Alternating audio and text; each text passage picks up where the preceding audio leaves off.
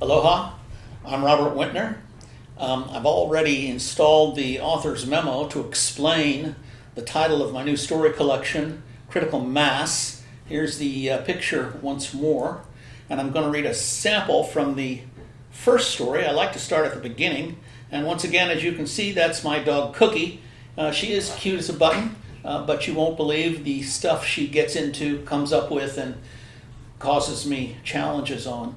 I'm going to start with the first story. It's called The Seersucker Truth. I'd like to make another note here, and that is Cookie is not in all these stories. She's in about half, and she's in this one, The Seersucker Truth. I strive for balance in my love-hate relationship with humanity, its aberrant growth and needs outpacing nature's capacity.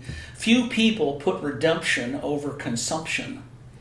I seek solace from the din, hope in the melee, even as the teeming refuse yearning to be free gains momentum. Will a catastrophic correction meet needs of alarming magnitude?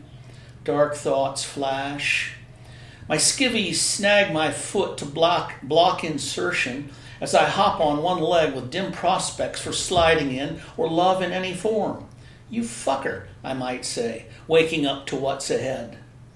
Cookie gazes, to be sure. She hopes for no blame, but not with certainty. A select individual, more aware than most, she's still in the grim picture after all. No big deal, not you, I assure, leaning on the bedpost in a vain notion that great men sit to put their pants on. And women, but not me. Balance is key to aging, and I can, yet greatness remains elusive. In another moment, the foot goes through the leg hole for an easy up and on. A jiggle or two, and it's time for shorts and a tea. Cookie relaxes a bit, still giddy for a beach walk. She knows the pattern. Skivvy dance, ratty shorts, beach flops. We walk the beach every day.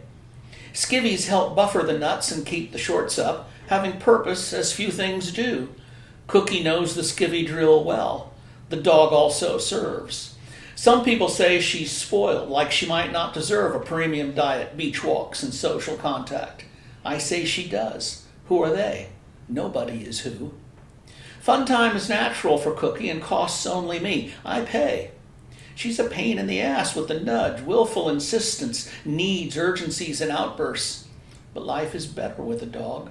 She might wag her tail on seeing these petty folk who question her rich life, who wonder why she should be so happy or if her social status is better than their own. More people are happy to see her than give a shit about them. They see, they wonder. I can't match her optimism, probably for lack of trying, but she's not spoiled. She came in starved, too frail to stand, as the tail wagged, feeble but certain, happy to unite with the pack at last. Does she feel canine reincarnation and reunion of kindred souls? How can she know so well if she hadn't known before? She takes nothing for granted, unlike a spoiled person. She loves the beach and her status in the pack, our pack.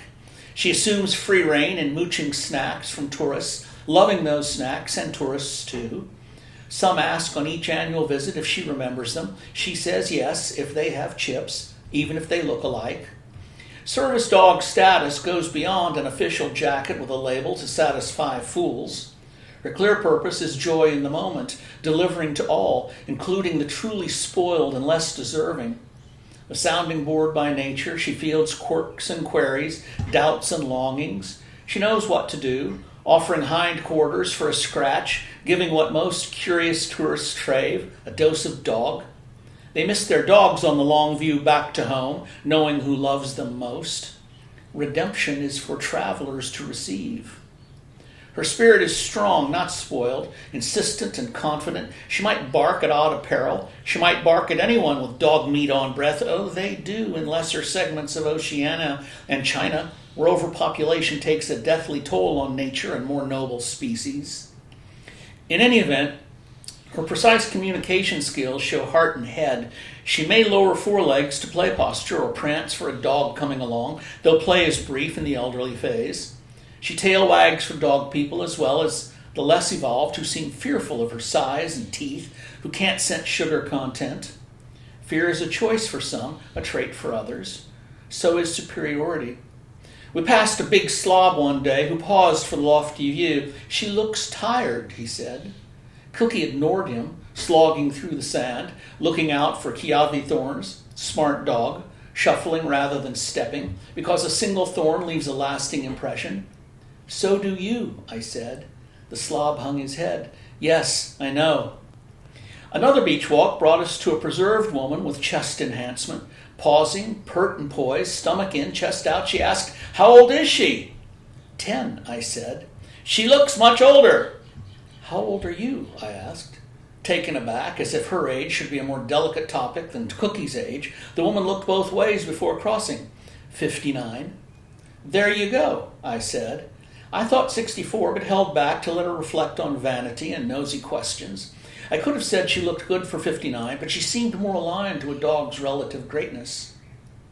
On the other hand, Mark the mailman brought out the bright side. His service to postal patrons over the years had triggered questions. Could he bring the mail up the drive? Could he walk it to the front door? Could he pay the measly few cents on postage due and leave one of those little envelope thingies pre-addressed with the chunk change due inked in front?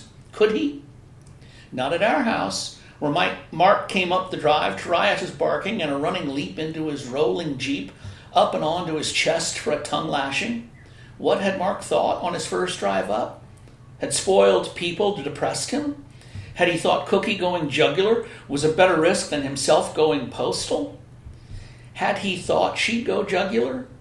She barked, airborne, forelegs landing on his shoulders for the smooch, first aid in the field, as it were. Restored, he gave her a biscuit. Had she smelled it coming up the drive? They bonded on delivering the mail and sanity. A 70-pounder with big choppers can look fierce. She might growl at people in normal attire. Like the tourist woman coming up the beach one afternoon. When I asked her to stop growling, she looked back to growl at me, to explain what I hadn't seen for myself. I told her to approach gently for a sniff. I suggested a crotch scent for accuracy. She looked puzzled but conveyed clearly, "It's a wonder I love you. You're so disgusting." Cookie's parts are in italics. That's okay. "I'm disgusting. I've seen you sniff worse." "I'm a dog. I know when and where." "Yeah, and monkeys might fly out my ass." "That would be fun." "You get my point." "I'm not sure I do."